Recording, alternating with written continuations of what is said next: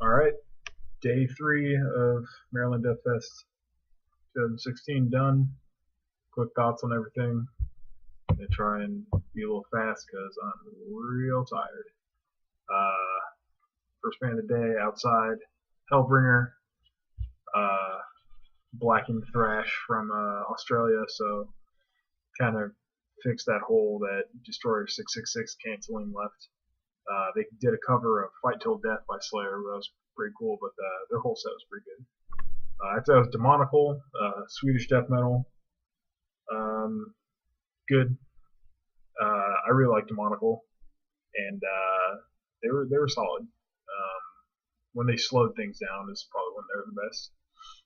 After that was Gruesome, their second set of the weekend. Uh, Gruesome is real good. Like they openly admit that they are basically a death tribute band that plays their own songs, but just everything about them is fantastic. I thought the sound was really good for them too. And then they covered two death songs, Open Casket and hold on, I'll look this up right now. Uh,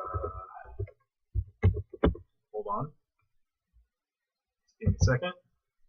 Open Casket, because they have a song called Closed Casket that they said was like funny joke. Oh, and Born Dead, that was the other one. Really good stuff.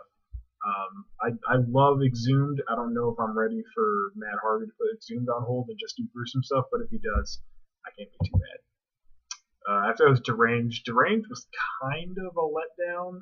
Again, another Swedish death metal band. Sweden, I think Sweden. But yeah, just their sound wasn't very full. They only had one guitarist, and I don't know with that kind of. I kind of need like a crunchy two guitar sound when it's Swedish death metal. They got a little bit better as they went on, but overall just kind of a little disappointing. Not really their fault, just not really my kind of thing. After that was Tooless, who more black metal. They're kind of black metal in the vein of kind of Sark, which is Nocturnal Culto's other band. It's like not really black metal, but there are bits of black metal in there.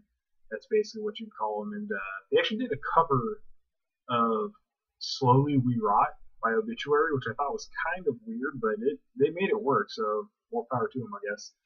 After that was Hyrax, the 80s thrash metal band from California, and as someone who's seen all of the big four and my good share of 80s thrash metal bands, Hyrax, easily the best one I've seen live. Tons of energy, tons of stage presence. Maybe it had to do with the fact that everyone was circle pitting and singing along and crowd surfing, but I really liked Hyrax, and I'm not 100% in love with them on album, but live, yeah, they're pretty flawless. That was Atrophy, another 80s thrash band, recently reactivated. I think they said this was like their second only show since reforming in like 20 years or something. Pretty good. I actually wasn't expecting too much from them. I figured like they were kind of one or two and done in the 80s, and kind of for good reason. But they actually did really well. It kind of makes me want to go back and revisit their albums and check out some of the stuff from them I haven't heard. But yeah, pretty good. After it's Hail Bullets. Hail Bullets is one of the main reasons I came. Um, Martin Van Drunen is not their singer anymore. They had a session vocalist with Dave Ingram, and during the show they announced that Dave Ingram is their permanent vocalist, which I'm okay with that. It's just that like Asphyx is like one of my favorite bands, and I love everything Martin Van Drunen has done. So I was kind of like, that's cool, but what are you gonna do? Anyway, yeah, they had a little bit of sound problems I thought at the beginning of their set, but it evened out, and all these songs, all I love Hail Bullets, and I have all their albums, and I've been listening to these songs for a long time. So to hear some of those get played was really cool. After that was Impaled Nazarene. Again, another band we've been listening to for a real long time. They sounded fantastic.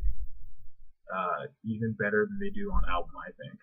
And they sound great on album. And yeah, I mean, they total craziness in the pit. They were hilarious on stage in between songs, and just everything they did was basically what you want extreme metal to be. One of the best sets of the fest for sure.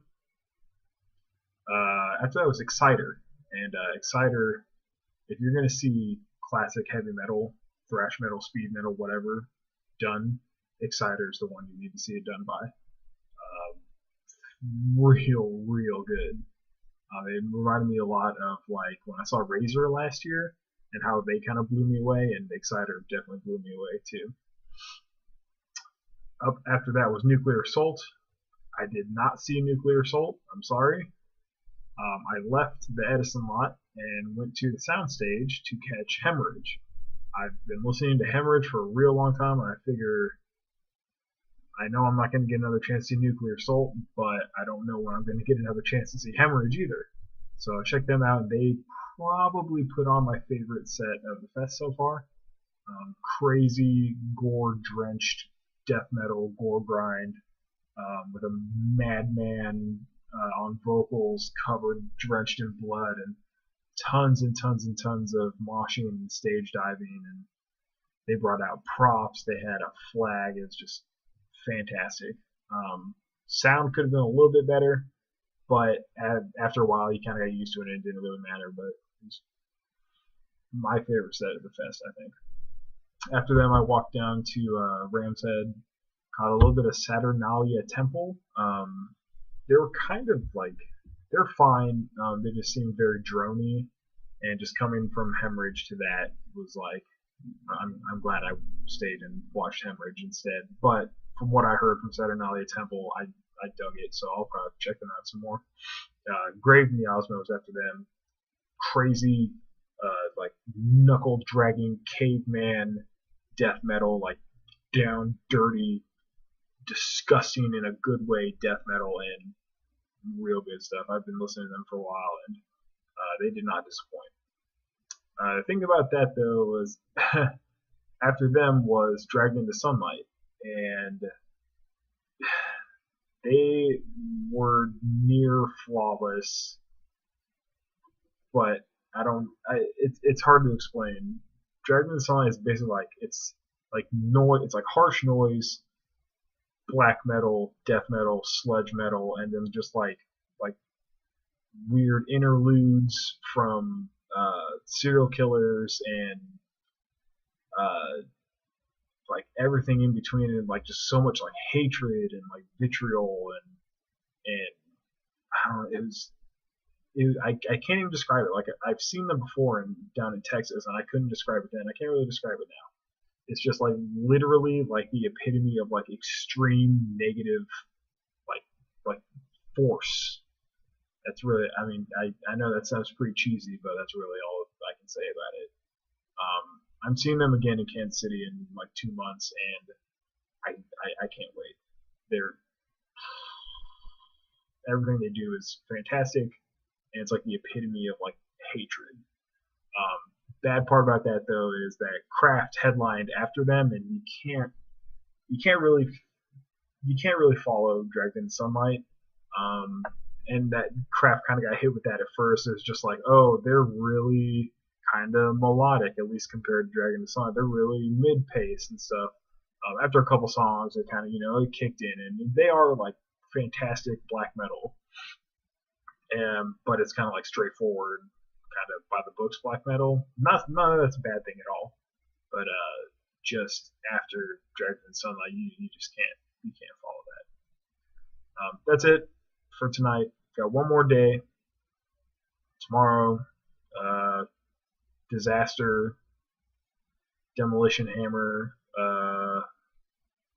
Incantation, Mystifier, some other stuff. But yeah, we'll see you tomorrow.